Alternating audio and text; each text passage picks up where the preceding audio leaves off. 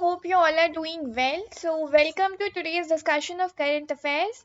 और आगे बढ़ने से पहले एक क्विक इन्फॉर्मेशन है आपके लिए। हमारे वेबसाइट पर आपके लिए मल्टीपल चॉइस क्वेश्चंस अवेलेबल हैं जो कि कंटेन करते हैं आपके जीएस टॉपिक्स को और साथ में ही डेली करंट अफेयर्स को। ये कम्प्लीटली फ्री ऑफ कॉस्ट है, तो आप इन्हें जाकर प्रैक्टिस कर सकते हैं। लिंक इसका आपको डिस्क्रिप्शन बॉक्स में मिल जाएगा, जहाँ से जाकर आप इन्हें विजिट कर सकते हैं। तो फटाफट बढ़ते हैं आगे हम आज के डिस्कशन की तरफ। तो आज के डिस्कशन का जो कंटेंट है वो कुछ इस तरह है। पहला जो आर्टिकल है वो वेस्ट बंगाल गवर्नमेंट और लैंड प्रोटेस्ट को लेकर है। हाल में ही वेस्ट बंगाल गवर्नमेंट का जो एक प्रोजेक्ट है जिसमें लैंड एक्विजिशन को लेकर काफ़ी प्रोटेस्ट हो रहा है, उसको हम समझेंगे कि ये मामला क्या है। दूसरा जो आर्टिकल है वो आईपीसीसी से रिलेटेड है। आईपीसीसी के एक वार्निंग को कंसर्न करता है जो कि क्लाइमेट हैजार्ड्स को लेकर है। तीसरा आर्टिकल साइबर अटैक के कॉन्सेप्ट को समझाता है। और जो अगला आर्टिकल है वो ईसीजीसी जो कि गवर्नमेंट ऑफ इंडिया का एक एक्सपोर्ट प्रमोशन नेटवर्क है, उसने रशिया को एक रिस्ट्रिक्टेड कवर लिस्ट में डाल दिया है कॉन्फ्लिक्ट को ध्यान में रखते हुए। इसको हम समझेंगे कि यहाँ पे क्या कुछ चीज़ें हैं जो इन्वॉल्व हैं। फिर कुछ क्विक प्रीलिम्स फैक्ट हैं जो कि हम डिस्कस करते हैं। इसमें पहला फैक्ट है गति शक्ति को लेकर कि मोदी जी जो है वो स्टेट और प्राइवेट सेक्टर दोनों से ही ये कहते हैं कि गति शक्ति जो है उसको प्रमोशन दिया जाए, उसको प्रमोट किया जाए। अगला जो फैक्ट है वो स्मूथ कोटेड ऑटर्स को लेकर है। हाल में ही तिरुचि में ये ऑटर्स देखे गए हैं जिनको हम नील नाई भी कहते हैं तमिल में। तो इनके बारे में हम कुछ डिस्कशन आज करेंगे। ये जो आर्टिकल है ये है लैंड प्रोटेस्ट को लेकर, देवचा पचामी कोल ब्लॉक से रिलेटेड है ये आर्टिकल, और ये कंसर्न करता है आपके जीएस पेपर 2 को जो कि पॉलिटी गवर्नेंस जैसी चीज़ों से डील करता है। तो आइए हम समझते हैं कि इशू क्या है। हाल में ही बंगाल गवर्नमेंट का जो एक प्रोजेक्ट है लैंड एक्विजिशन को लेकर, उसके ऊपर काफ़ी प्रोटेस्ट हो रहे हैं। तो हम समझते हैं ये प्रोजेक्ट क्या है। वेस्ट बंगाल गवर्नमेंट जो है उन्होंने कोल ब्लॉक माइनिंग एक प्रोजेक्ट लॉन्च करा इसको लेकर, जो कि हाल में ही हडल्स का सामना कर रहा है, परेशानियों का सामना कर रहा है। तो इस प्रोजेक्ट की कुछ मुख्य बातें ऐसी हैं। स्टेट गवर्नमेंट जो है वो ये प्लान कर रहा है कि देवचा पचामी में हम कोल ब्लॉक माइनिंग शुरू करें, और ये जो एरिया है ये लार्जेस्ट कोल ब्लॉक के रूप में समझा जाता है कंट्री का।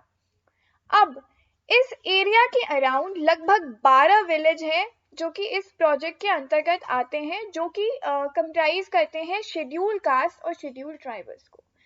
तो मुख्य बिंदु ये है कि ये जो प्रोजेक्ट है इससे नुकसान पहुंचेगा उन लोगों को, उन 12 गांव के लोगों को जो उसके आसपास रहते हैं, और वो जो 12 गांव के पॉपुलेशन है वो मोस्टली शेड्यूल कास्ट और शेड्यूल ट्राइब्स है। तो अब जो वहाँ के लोकल्स हैं वो इस चीज़ को लेकर अपसेट हैं। अपसेट क्यों है?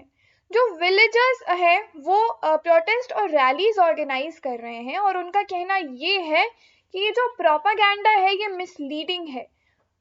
मिसलीडिंग क्यों है?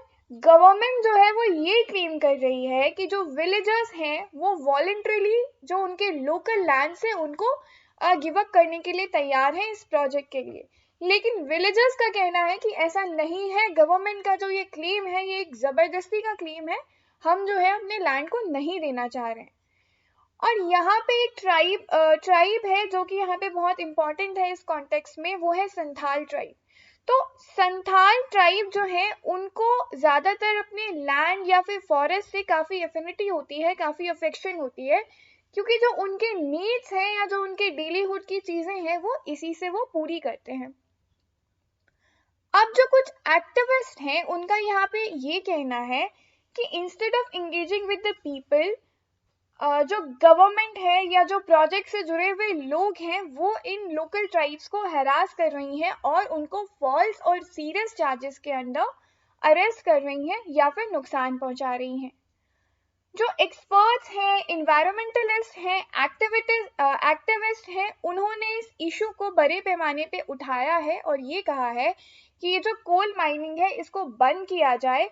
इससे क्या होगा, ये जो लोकल ट्राइब्स हैं उनके ऊपर उनको हम बचा पाएंगे उनका नुकसान होने से, और साथ में ही जो फॉसिल फ्यूल है उसको कट ऑफ कर पाएंगे, जिससे कि हम ग्लोबल वार्मिंग जैसे इशू को टैकल कर सकते हैं। ये था लोकल्स का पर्सपेक्टिव और साथ में ही जो एक्टिविस्ट हैं या फिर जो कंजर्वेशनिस्ट हैं उनका पर्सपेक्टिव। अब हम ये समझते हैं कि यहाँ पे गवर्नमेंट जो है वो क्या कॉम्पेंसेशन पैकेज ऑफर कर रही है। जब भी कोई प्रोजेक्ट उठाया जाता है या जब भी किसी प्रोजेक्ट को हम स्टैब्लिश करते हैं तो हम उसके लिए कॉम्पेंसेशन पैकेज ऑफर करते हैं।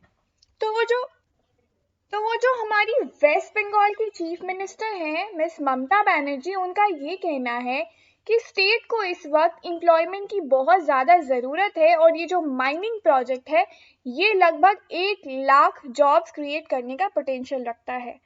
साथ में ही गवर्नमेंट ने इस रिलीफ और रिहेबिलिटेशन प्रोजेक्ट को रिवाइज किया है ताकि जो लैंड वो ले रहे हैं उसके बदले में उनको एक बेटर प्राइस पे लैंड डील दी जाए। चीफ मिनिस्टर ने ये भी क्लेम किया है कि जो फैमिली इससे अफेक्ट होंगी उनको हम बेटर लैंड अपॉर्चुनिटीज देंगे इसके बदले में, और फिर भी अगर कोई विलिंगली लैंड नहीं देना चाहता तो वो अपना लैंड नहीं भी दे सकता है। अब ये जो RNR प्रोजेक्ट है जो कि है रिलीफ और रिहेबिलिटेशन प्रोजेक्ट, इसमें दोजा पचामी कोल ब्लॉक के लिए जो कॉम्पेंसेशन मिल रहा है वो ये है कि एक आदमी जिसका कि लैंड उस एरिया में है वो उस लैंड के बदले उससे डबल मार्केट वैल्यू का लैंड कॉस्ट उसको दिया जाएगा। अब जो लॉन्ग टर्म रेसिडेंट एरिया है, लॉन्ग टर्म रेसिडेंट्स हैं उस लैंड एरिया के, जो कि वहाँ के लैंड ओनर्स हैं, उनको हम पट्टा लैंड प्रोवाइड करेंगे और इस तरीके से ये जो कॉम्पेंसेशन पैकेज है ये चीफ मिनिस्टर ने ऑफर किया है लोकल्स के लिए। तो ये चीफ मिनिस्टर का पर्सपेक्टिव था, प्रोजेक्ट का पर्सपेक्टिव था, और इससे पहले हमने समझा लोकल्स का पर्सपेक्टिव, साथ में ही इन्वायरमेंटलिस्ट और एक्टिविस्ट का पर्सपेक्टिव। अब समस्या क्या है, जब भी इस तरह की कोई लार्ज स्केल डेवलपमेंट प्रोजेक्ट आती है तो ये लोगों के लिए हमेशा ही एप्रीहेंशन क्रिएट कर देती है, स्पेशली उन लोगों के लिए जो उस प्रोजेक्ट से अफेक्ट होते हैं। अब यहाँ पे ये गवर्नमेंट का कंसर्न होना चाहिए कि डेवलपमेंट और इन्वायरमेंटल कंसर्न को वो एक इक्वल पेस पे, इक्वल लेवल पे बैलेंस कर सके, और साथ में ही कॉम्पेंसेशन को एक ऐसे पैरामीटर पे फिक्स करें जिससे ना तो इन्वायरमेंट का ज़्यादा नुकसान हो ना ही लोकल्स का नुकसान हो। तो अब हम बढ़ते हैं अपने अगले आर्टिकल की तरफ जो कि IPCC और क्लाइमेट हजार्ड्स को लेकर है। ये जो आर्टिकल है ये आपका साइंस और टेक्नोलॉजी के पर्सपेक्टिव से बहुत इम्पॉर्टेंट है। यहाँ पे हम क्लाइमेट चेंज और उसके इम्पैक्ट जैसी चीज़ों को डील करेंगे। तो हाल में ही IPCC यानी कि inter governmental panel on climate change के द्वारा एक रिपोर्ट पब्लिश किया गया जिसमें कि ये कहा गया कि जो वर्ल्ड है वो अनअवॉइडेबल मल्टीपल क्लाइमेट हैजार्ड जो है अगले 2 डिकेड्स में फेस कर सकता है। साथ में ही जो ग्लोबल वार्मिंग है वो 1.5 डिग्री सेल्सियस से रेज कर सकती है। अब जो ये क्लाइमेट चेंज है ये जनरली ह्यूमन इंक्लूडेड होंगे, जो कि ज़्यादा फ्रीक्वेंट होंगे, इंटेंस एक्सट्रीम इवेंट्स कॉज हो सकते हैं, एडवर्स इफेक्ट हो सकते हैं नेचर और पीपल पे, जिसके के कारण मुख्यतः डेवलपमेंट और डेवलपमेंटल प्रोजेक्ट्स होंगे, जिससे कि जो अडेप्टेशन एफर्ट है वो कम हो जाएगा, लोग ज़्यादा वल्नरेबल हो जाएंगे। तो बेसिकली जो क्लाइमेट चेंज है या वेदर चेंज है उससे जुड़ी हुई इश्यूज का सामना नेक्स्ट 2 डिकेड्स में हम ज़्यादा से ज़्यादा करेंगे, और ऐसा ज़्यादातर जो है वो ह्यूमन मेड हजार्ड्स की वजह से होगा, जो हम व्हीकल्स यूज़ करते हैं या फिर जो भी हम टेक्नोलॉजी यूज़ करते हैं उसका साइड इफ़ेक्ट होगा, और उससे जो इन्वायरमेंट है उसको काफ़ी नुकसान पहुंचेगा। और ये जो एक्सट्रीम वेदर या फिर क्लाइमेट चेंजेस होंगे ये जो नेचुरल और ह्यूमन सिस्टम है उसको इरिवर्सली अफेक्ट करेगा, और उसके हिसाब से अडेप्ट करना जो है वो हमारे लिए बहुत मुश्किल हो जाएगा क्योंकि वो हमारी एबिलिटी के बियॉन्ड होगा। अब इंडिया में इसका क्या रिलेवेंस है इस रिपोर्ट का उसको हम समझते हैं। लखनऊ और Patna, Lucknow is a city from UP and Patna is a city from Bihar, ये दोनों उन 2 सिटीज में हैं जिनको कि प्रिडिक्ट किया गया है कि इनका वेट बल्ब टेम्परेचर जो है वो लगभग 35 डिग्री सेल्सियस हो सकता है अगर जो एमिशंस हैं वो ऐसे ही कंटिन्यू होते रहे। इसके बाद भुवनेश्वर, चेन्नई, मुंबई, इंदौर और अहमदाबाद जो हैं वो रिस्क पे हैं 32 से 34 डिग्री वेट बल्ब टेम्परेचर तक पहुंचने के। अगली जो रो ऑफ सिटीज हैं असम, मेघालय, त्रिपुरा, वेस्ट बंगाल, बिहार, झारखंड, उड़ीसा, छत्तीसगढ़, उत्तर प्रदेश, हरियाणा एंड पंजाब। सो लगभग सारे ही स्टेट्स कवर हो गए। ये भी काफी सीवियरली अफेक्ट होंगे। साथ में ही अगर ये एमिशंस जो हैं वो इसी तरह बढ़ते रहे तो जो स्टेट्स हैं उनको लगभग 30 डिग्री सेल्सियस का वेट बल्ब टेम्परेचर का सामना करना पड़ सकता है इस सेंचुरी के एंड तक। ओके, अब ये टर्म हमने बहुत बार सुना, वेट बल्ब टेम्परेचर। तो समझते हैं वेट बल्ब टेम्परेचर क्या होता है। वेट बल्ब टेम्परेचर जो है it is the lowest temperature to which air can be cooled by evaporation of water into the air at a constant pressure. Okay, जो wet bulb temperature है वो अगर 30 degree Celsius से ज़्यादा चला जाए तो वो ह्यूमंस के लिए काफ़ी ज़्यादा डेंजरस होता है, और अगर वो लगभग 35 डिग्री सेल्सियस तक पहुंच जाए तो उस कंडीशन को हम सर्वाइव नहीं कर सकते हैं। और ये एस्टिमेट किया जा रहा है कि 1-2 डिकेड तक ऐसा होने की संभावना है, जो कि एक काफ़ी चिंताजनक विषय है और इस पर आईपीसीसी ने एक वार्निंग भी जारी की है। तो ये था इस आर्टिकल के बारे में। अब हम समझते हैं अपने अगले आर्टिकल को जो कि साइबर अटैक को कंसर्न करता है। तो ये जो आर्टिकल है ये आपके प्रीलिम्स और मेंस दोनों के पर्सपेक्टिव से इम्पॉर्टेंट है, क्योंकि ये आपके सिलेबस का एक जो पार्ट है बेसिक्स ऑफ साइबर सिक्योरिटी उससे रिलेटेड है। तो हम समझते हैं इस आर्टिकल का कॉन्टेक्स्ट क्या है। तो हाल में ही minister of state for electronics and information technology ने ये इंडिकेट किया है कि मिनिस्ट्री ऑफ इलेक्ट्रॉनिक्स और इंफॉर्मेशन टेक्नोलॉजी जल्द ही साइबर सिक्योरिटी रेगुलेशंस, कुछ नए साइबर सिक्योरिटी रेगुलेशंस लेकर आने वाली है। तो साइबर सिक्योरिटी और उसके रेगुलेशन को लेकर जो इश्यूज हैं उसको हम समझते हैं।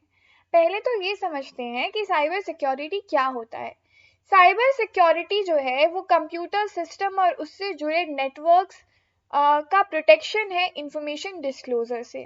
साथ में ही जो थेफ्ट और जो उसके हार्डवेयर डैमेज होते हैं, सॉफ्टवेयर या फिर इलेक्ट्रॉनिक डेटा का डैमेज होता है, या फिर मिसडायरेक्शन या डिसरप्शन होता है सर्विस में, इससे बचाने का सिस्टम को एक जो तरीका है उसको हम साइबर सिक्योरिटी कहते हैं।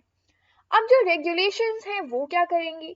रेगुलेशंस जो हैं उनसे ये एक्सपेक्ट किया जा रहा है कि वो ऑर्गेनाइजेशन जो है उस पर एक ओनस डालेंगी ताकि वो साइबर क्राइम को रिपोर्ट कर सके, जो कि या तो उनके साथ डेटा लीक के केस में हुआ है या फिर डिसरप्शंस के केस में हुआ है।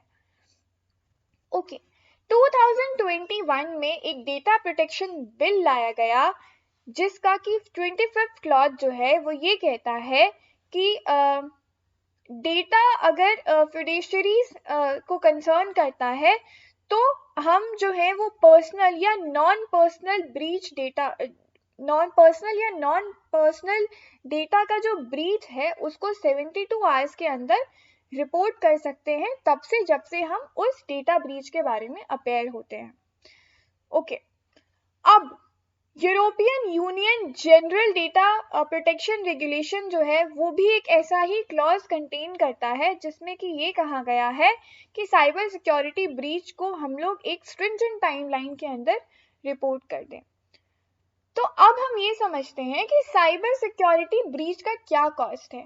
एक मैगजीन जो है जो साइबर क्राइम से रिलेटेड है उसने ये कहा है कि अगर हम ये मेजर करें तो जो साइबर क्राइम जो अगर हम जिन साइबर क्राइम्स को हम प्रिडिक्ट कर सकते हैं तो वो लगभग ग्लोबली 2021 तक 6 ट्रिलियन से भी ज़्यादा क्राइम्स होंगे, और ये यूएस और चाइना के बाद ऐसा होने वाला इंडिया जो है वो 3rd लार्जेस्ट इकोनॉमी बन जाएगा। इससे हमें ये समझ में आ रहा है कि साइबर क्राइम के जो केसेस हैं वो इंडिया में बढ़ते ही जा रहे हैं और इंडिया को एक स्ट्रिक्ट साइबर क्राइम रेगुलेशन की ज़रूरत है।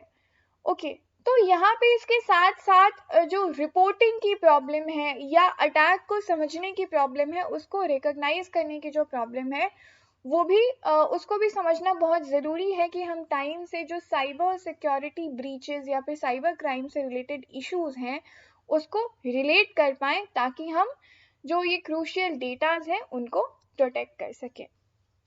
तो ये था साइबर अटैक रिपोर्टिंग से रिलेटेड एक आर्टिकल जिसको कि अभी हमने समझा। अगला जो हमारा आर्टिकल है वो रशिया को लेकर है कि ईसीजीसी जो है उसने हाल में ही रशिया को रिस्ट्रिक्टेड कवर लिस्ट में डाल दिया कॉन्फ्लिक्ट को ध्यान में रखते हुए। तो ये क्या है इसे अब हम समझ लेते हैं। तो ईसीजीसी जो है, जो कि है एक्सपोर्ट क्रेडिट गारंटी कॉर्पोरेशन, उसने ये डिसाइड किया है कि कंट्री का जो क्लासिफिकेशन रिस्क है रशिया को लेकर उसको मॉडिफाई किया जाए, और उसने ये कहा है कि जो इंश्योरेंस कवर है इंडियन एक्सपोर्ट्स का रशिया को लेकर उसको मॉडिफाई कर दिया गया है। तो सबसे पहले तो हम ये समझते हैं कि ईसीजीसी क्या है। ईसीजीसी लिमिटेड जो है एक गवर्नमेंट ऑफ इंडिया का खुद का ओन वेंचर है और ये 1957 में सेट किया गया। इसका ऑब्जेक्टिव ये था कि जो एक्सपोर्ट है कंट्री से उसको हम क्रेडिट रिस्क इंश्योरेंस प्रोवाइड करें और उससे जो भी रिलेटेड सर्विस है उसको भी हम इंश्योरेंस प्रोवाइड कर सके। तो ईसीजीसी एसेंशियली एक एक्सपोर्ट प्रमोशन ऑर्गेनाइजेशन है जो कि ये सीख करता है कि जो कॉम्पिटिटिवनेस है इंडियन एक्सपोर्ट को उसको इम्प्रूव किया जाए क्रेडिट इंश्योरेंस प्रोवाइड करके। तो ईसीजीसी क्या प्रोवाइड करता है, यहाँ पे ईसीजीसी एक रेंज ऑफ इंश्योरेंस प्रोवाइड करता है जो कि कवर करता है इंडियन एक्सपोर्टर्स को, और साथ में ही जो ये different types of credit insurance है ये बैंक और फाइनेंशियल इंस्टीट्यूशंस को भी कवर करते हैं। तो अब हम समझ लेते हैं कि ये इशू क्या है। तो हाल में ही जो ईसीजीसी है उसने अपनी अंडर रिटन पॉलिसी जो रशिया के ऊपर थी उसको मॉडिफाई कर लिया है और रशिया को ओपन कवर कैटेगरी में डाल दिया। ओपन कवर कैटेगरी क्या होता है? ओपन कवर कैटेगरीज जो होती हैं वो पॉलिसी होल्डर को ये इनेबल करती हैं कि वो जो है वो कवर को मोर लिबरलाइज बेसिस पे ऑब्टेन करे। अब ये जो कॉर्पोरेशन है हालांकि इसने ये क्लैरिफाई किया कि ये जो कवरेज है वो किसी भी तरह से रशिया को एक्सपोर्ट विड्रॉ नहीं कर रही है, बस रशिया को ओपन कवर में डाल दे रही है। ओके, तो बढ़ते हैं हमारे अगले आर्टिकल की तरफ। अगला आर्टिकल इज अबाउट गति शक्ति। So recently, Prime Minister has urged the state government as well as the private sector to adopt Gati Shakti portal to plan infrastructure projects and develop special economic zones. तो अब ये समझते हैं कि special economic zones क्या है। Special economic zones या फिर SEZ एक स्पेशली मार्क्ड टेरिटरी है जो कि नेशनल बॉर्डर पे होता है किसी भी कंट्री के, जहाँ पे कि जो इकोनॉमिक लॉज हैं वो बाकी जगहों से ज़्यादा लिबरल होते हैं। अब ये जो है स्पेशल इकोनॉमिक जोन, ये आपका यूपीएससी के पर्सपेक्टिव से एक बहुत इंपॉर्टेंट टॉपिक है, तो इसको प्लीज़ समझ लीजिए और इसको इसका आप ध्यान रख सकते हैं एग्जाम के पर्सपेक्टिव से भी।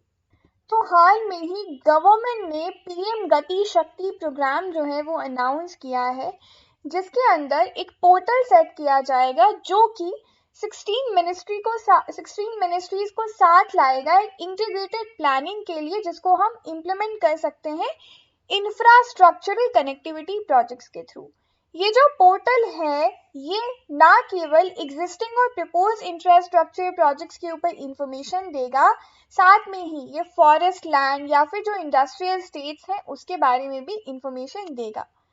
अब जो ULIP है, यूनिफाइड लॉजिस्टिक इंटरफेस प्लेटफॉर्म, ये भी 24 डिजिटल सिस्टम को 6 मिनिस्ट्रीज के थ्रू यहाँ पे इंटीग्रेट करेगा। ओके, साथ में ही ये जो गति शक्ति प्रोग्राम है it will help in reducing the logistic cost in the country, जो कि करेंटली है 13 से 14% ऑफ द GDP, और ये जो है ये कुछ डेवलप्ड कंट्रीज जो हैं उनके कंपैरिजन में भी काफ़ी ज़्यादा है। तो ये था गति शक्ति प्रोग्राम के बारे में। अगला जो आर्टिकल है वो ऑटर्स के बारे में है कि हाल में ही कुछ स्मूथ कोटेड ऑटर्स जो हैं वो मोकोम्बो के पास पाए गए हैं। तो हम समझ लेते हैं कि ऑटर्स जो है वो क्या स्पीशीज होते हैं।